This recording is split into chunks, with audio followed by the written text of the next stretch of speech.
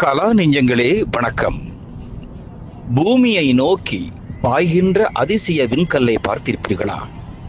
எப்பொழுதும் பாயாது, திடீரென்று பாயும். அப்படித்தான் நமது கலை உலகில் அதிசய விண்கல்லாக நமது கைகளுக்கு கிடைத்திருப்பவர் ரீகோ சந்திரா அவர்கள்.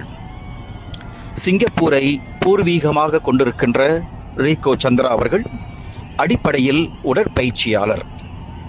பிறகு கலைத்துறையில் நாட்டம் மெல்ல மெல்ல உதயமாகி இன்று அகிலம் போற்றும் அற்புத கலைஞராக வலம் வந்து கொண்டிருக்கின்றார் ரீகோ சந்திரா அவர்கள்.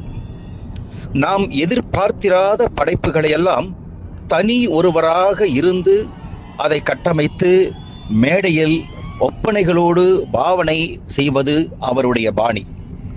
ஒவ்வொரு முறையும் அவர் மேடையில் தோன்றும் பொழுது அரங்கமே அதிர்கின்ற கரவொலி நமது காதுகளை குடைந்தெடுக்கும். விசில் சத்தம் கூரையை முட்டும். அப்பேற்பட்ட ஆற்றலை கொண்டிருப்பவர் ரீகோ சந்திரா அவர்கள். தமிழ் பாடல்களை தாண்டி உலகின் பல்வேறு மொழிகளில் அமைந்த பாடல்களுக்கு அபிநயம் புரிகின்றார். அபிநயத்தோடு வசனத்துடன் கூடிய பாவனைகளையும் அவர் சிறப்பாக மேடையில் படைக்கின்றார். அதிலும் ஒரு தனிச்சிறப்பு, ஒவ்வொரு படைப்பிற்கும் விறுவிறுவென்று உடைகளை மாற்றிக்கொண்டு ஒப்பனையை மாற்றிக்கொண்டு தோன்றுவதுதான் அதிசயத்திலும் அதிசயம். இடைவிடாமல் அரை மணி நேரம் படைக்கின்ற மிக நேர்த்தியான படைப்பாக நமது ரீகோ சந்திரா அவர்கள் தந்து கொண்டிருக்கிறார் என்றால் கலையின் மீது வைத்திருக்கின்ற பக்தியை தவிர வேறென்ன சொல்ல முடியும்?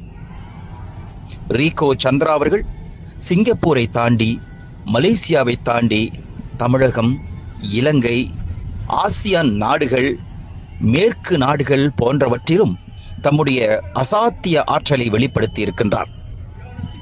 அவருக்கு பல விருதுகள் கிடைக்கப்பட வேண்டும்.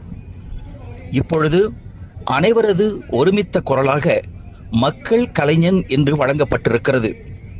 மக்கள் கலைஞன் மட்டுமல்ல, இவர் சாதனை கலைஞன், சரித்திர கலைஞன், பிறவி கலைஞன், பேறு பெற்ற கலைஞன், சிகர கலைஞன், சீரிய கலைஞன் என்கின்ற விருதுக்கும் உரியவர்தான் நமது ரீகோ சந்திரா அவர்கள். இவருடைய படைப்பை நீங்கள் எத்தனை முறை பாராட்டினாலும் தகும்.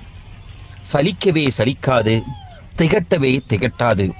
உயிரோட்டமான ஒவ்வொரு படைப்புக்கு பின்னால் இவருடைய கடுமையான அயராத உழைப்பு மறைந்திருக்கிறது உறவுகளே.